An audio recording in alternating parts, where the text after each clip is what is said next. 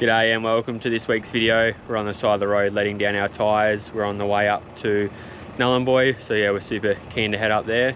I'm just going to check the torque on these wheel studs, just going to double check they're all good because we've got a wheel rotation and alignment. So yeah, just going to double check them once we've driven with them for a little bit.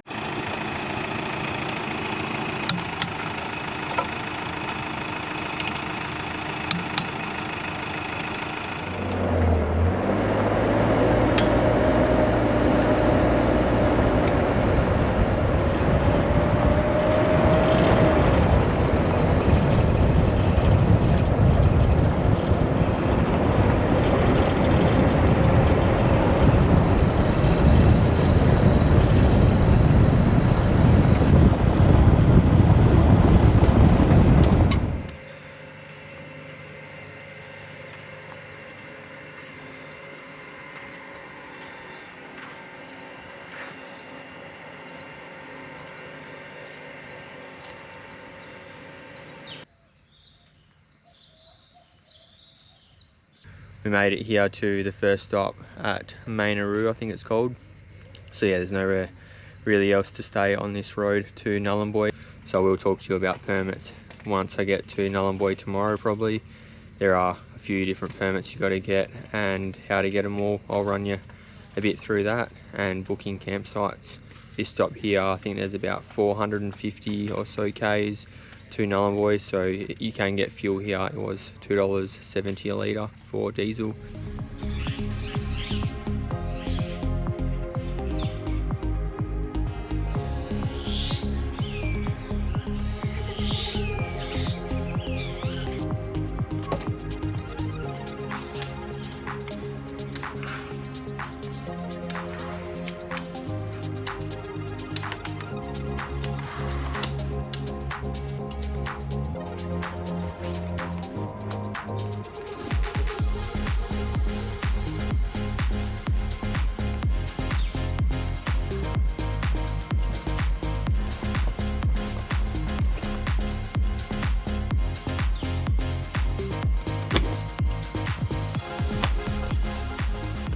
We are just about to head off now. We're going to head off on a long trip. I think it's going to be about 9 hours or so. So yeah, only one stop halfway through, which is where we've stayed today and last night, and then we've got to travel the whole way to Nhulunbuy today. So yeah, a bit of a long drive, and we'll see how the road is.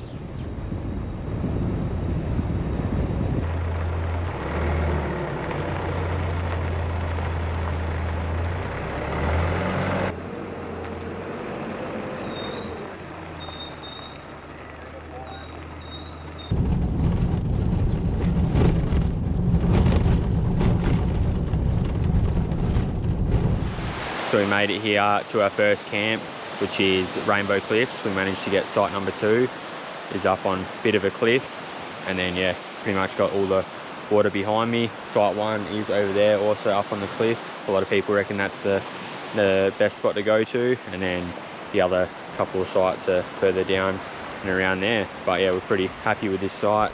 Got the ute up and the trailer behind me, and yeah, nice overlooking the water. You can also, I don't know if you can see the cliff back behind me, but yeah, that'll be very nice with the sun going down just on those cliffs. So yeah, I might walk down later on and have a few casts. You never know what you might catch, but it looks pretty jagged with rocks down there, so there might be a few snags going on. But yeah, the water is pretty much perfect. Just got a few rolling waves coming in, but pretty well glass calm besides those little breakers. So yeah, we'll get sort of set up for camp tonight and get a fire going later on.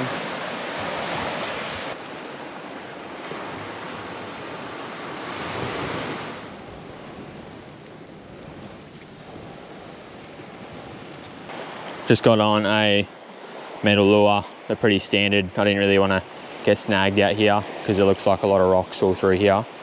So yeah, I'm just going to cast this around a little bit and see what happens. How nice is the cliffs, and then our setup's just up there. So I'm going to have a few casts and see what happens. There's a heap of rocks just here, so yeah, it's kind of difficult that I may get snagged. We'll see what happens.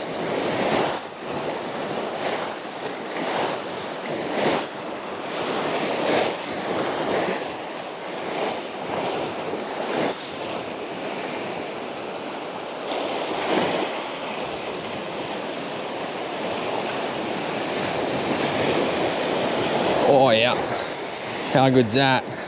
Nice queenie right there. That's sick. No way, I was right in close. Second cast. There's so much reef here.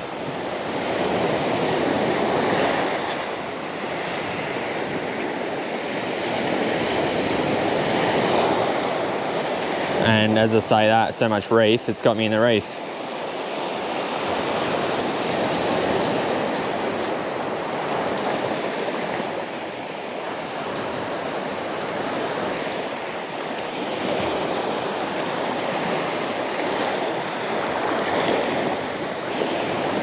Oh, got off. Damn.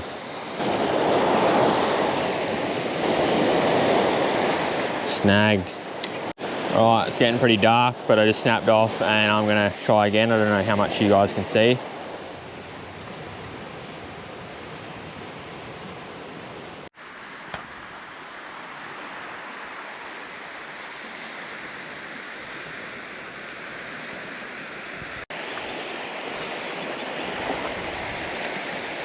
Oh, there's a big mud crab there. What the heck?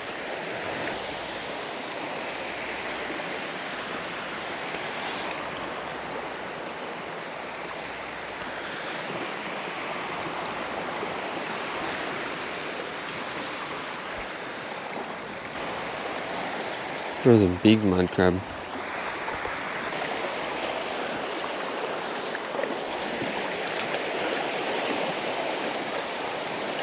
Oh.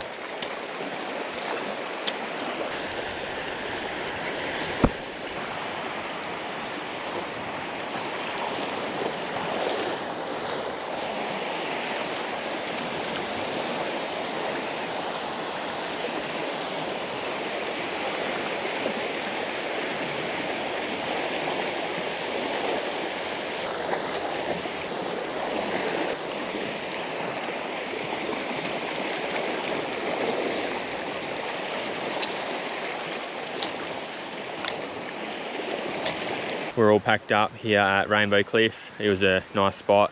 Had the fire going last night and overlooking the water. I had a few casts last night. Second cast, hooked onto a queenfish, which I haven't caught one before, so absolutely spewing. Took me into the rocks and then got off. So there's a lot of snags out there. There's a heap of rocks, so I couldn't really get my lure out and down for long enough yesterday. And then just kept on getting snagged and cast a bit this morning with no luck. There was something chasing, what it looked like sort of something big like a shark out a bit further. But unfortunately couldn't get anything. So I did see the mud crab this morning. That was sort of just out of the hole. I was half tempted to try and grab it with my hands, but they are pretty crazy. So I didn't end up doing that. We're gonna head off to maybe check out a couple of spots, and we're booked into Walkabout Lodge for 2 nights. And then we've got Macassans that we're gonna stay at for 3 nights, 2 nights on site 1 and 1 night on site 2. And then we've got Little Bondi Beach on the other night after. So some of the spots we couldn't stay at as we've booked in pretty late. There are often cancellations, so check on the website if you're chasing a camp spot. There is also a Facebook page where people put up when they have booked a campsite which they can't make. So I'll put up the name of the Facebook page now, and you can head over there and try and find some other spots. If they're booked out, they might be available on there. So you need 2 permits to get out here. One of them is I believe it's pronounced Dhimurru.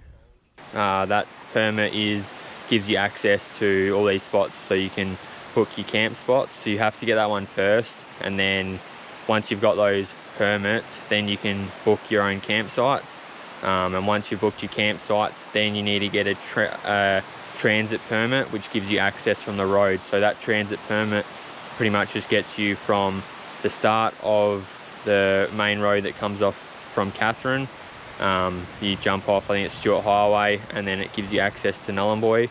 So you need that transit permit, and then you also need that other permit to be able to book in all your camp spots. But you can't get that travel permit until you know the dates you're going to be here, and that travel permit could take up to 10 days to process. Ours luckily only took 2 days. Yeah, otherwise you may be waiting a while, so it's probably better to book your campsites in a couple of weeks in advance, and you may be able to actually book some campsites that aren't all fully booked out. That's what we found. A lot of them are already booked out, but you just keep checking them, you know, every day, and some become available and some aren't.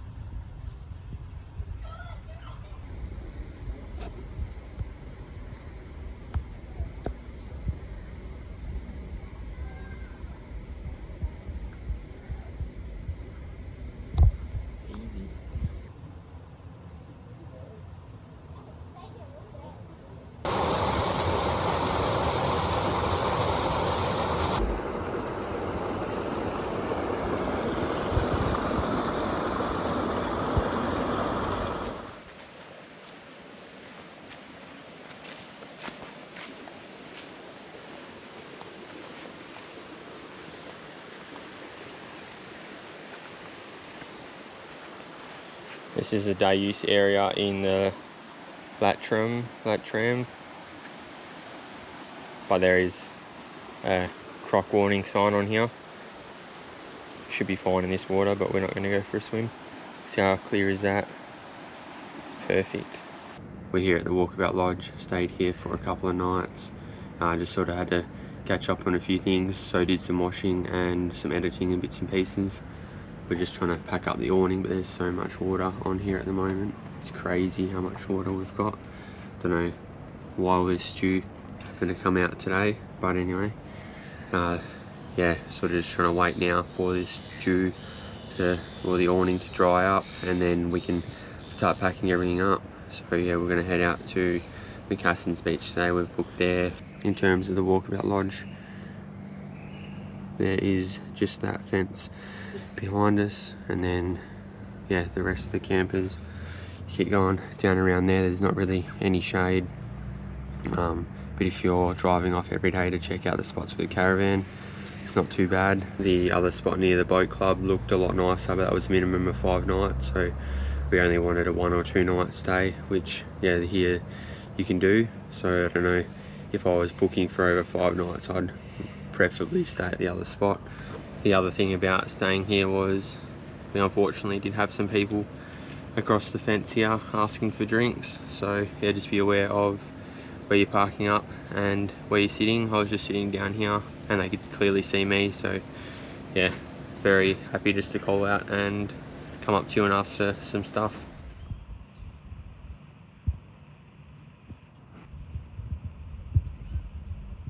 We'll pack up and head off to Macassans Beach. We just pulled up to the Rainbow Beach day use area. We didn't check out this the other night when we were out here, so yeah, it's quite a nice spot. Definitely worth coming out here for a day if you can't get a spot, because this is very nice.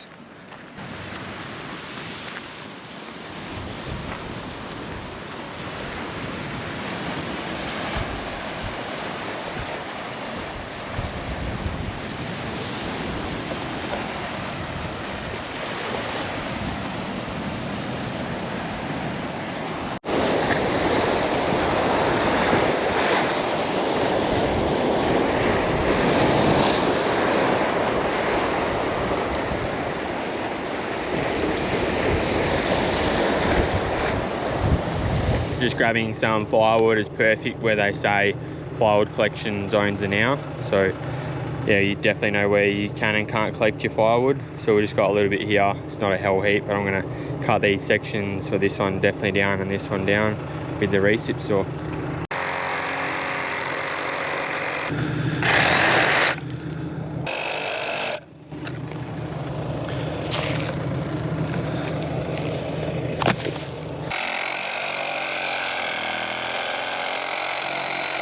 we made it here to Macassans Beach. We're here at campsite number 1.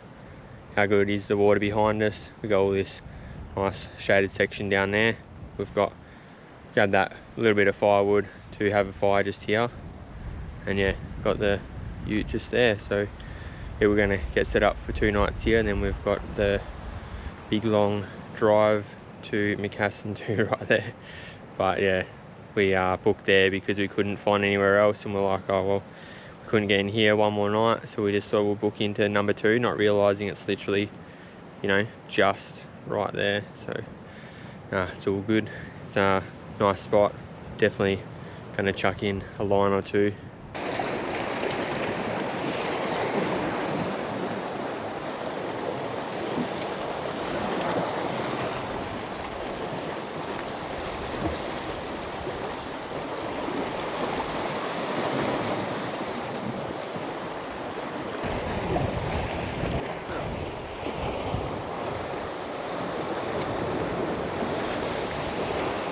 We're going to get a fire going so we can get some coals for the camp oven. It's probably a little bit later than ideal to get some of the coals going, but we don't have a heap of wood, so we're going to try and make it last. And then once the fire's going, then I'm going to get some meat sorted and get it all ready to put in the camp oven. So let's light this fire.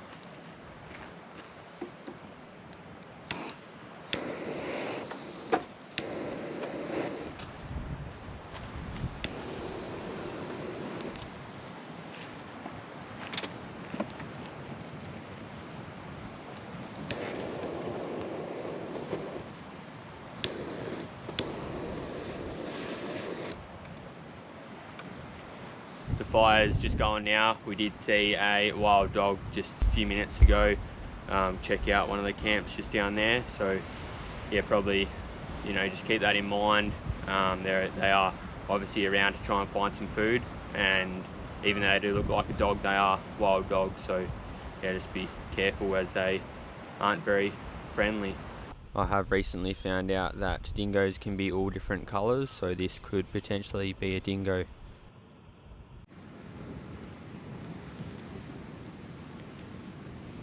Got the camp oven here that I'm going to preheat in a bit with a roast. I've got a few vegetables here. I'm not the biggest vegetable fan. I'm going to chop these up finely so I still get some of the flavour, but I'm not eating big chunks of them. So yeah, if you want to do it yourself, you can just sort of leave them a bit more in bigger chunks, whereas I'm going to cut these up a bit finely. But yeah, I'm going to start with probably the potatoes and the roast beef and put them in at the similar time. I don't even know if all these ingredients are going to work, but I'm just going to throw a bit together and see how it all is.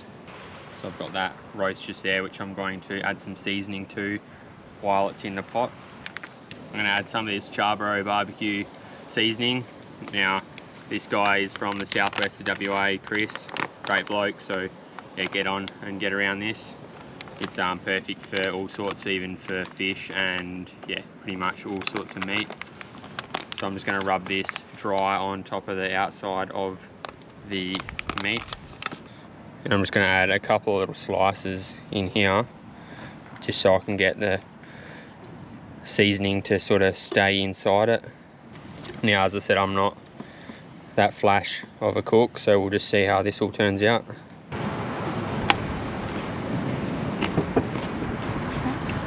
Hey? Little snack. Little snack.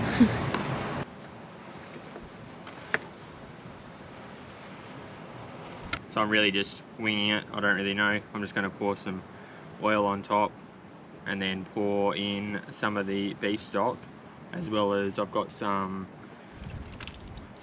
French onion soup in the powder. So I'm also going to put that in. I'm going to add this in with this beef stock and then get the potatoes and the meat on. And yeah, then we'll pretty much start adding in the other stuff later on as it starts cooking. In the camp oven there's a little spacer at the bottom, so the meat isn't actually sitting on the base of the actual camp oven. So yeah, it's just got a whole heap of holes cut out of it, so then the liquid will still sort of cook all the way through, but the meat's not actually sitting directly on the bottom, which will otherwise burn it. So Still going to get a lot of heat from the bottom, but most of the coals anyway will be on the top. But then the bottom of the meat's not just going to burn. I'm just going to add a little bit of this, not too much, of the French onion soup powder. I'm just hoping this will thicken up the stock a little bit. Use roughly half of that, and then added a little bit of water in here. And we'll just sit this in the fire for a bit and then start sorting out the rest of it. That's what it's looking like at the moment. I just added a bit more of the Charbroil barbecue lemon series and just put that on the top after some of the broth sort of washed it away, so then I can get a bit more of the dry seasoning still on the top of it. And then yeah, we're just going to sit this in for a little bit and then start adding the rest. Okay.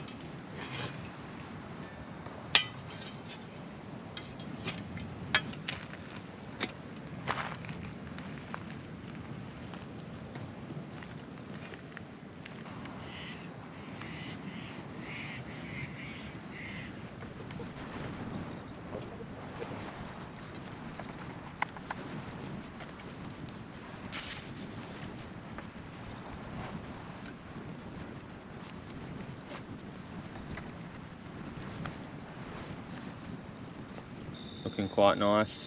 I'm going to add in the potatoes now and then keep everything going. Keep adding the coals as we need.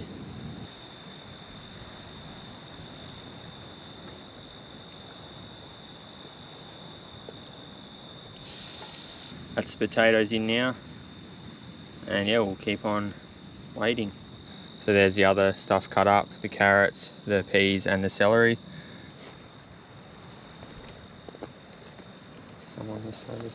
It's getting there. Shouldn't be too much longer. We're just putting all the rest of the vegetables in. Now we're gonna sit and wait.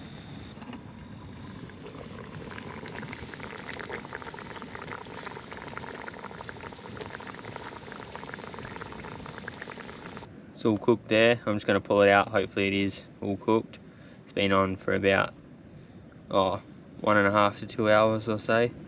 And yeah, only really sort of got proper heat right at the very end with it boiling. So yeah, probably need a little bit more heat underneath for this because of the liquid underneath needed to boil. It wasn't really going to burn because of the liquid. So yeah, but hopefully it turned out alright.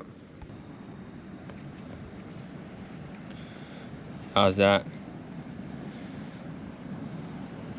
Turned out perfect. We'll just have to try it. It turned out absolutely delicious and the broth was beautiful, so I wish I had some gravy powder to make some gravy with it.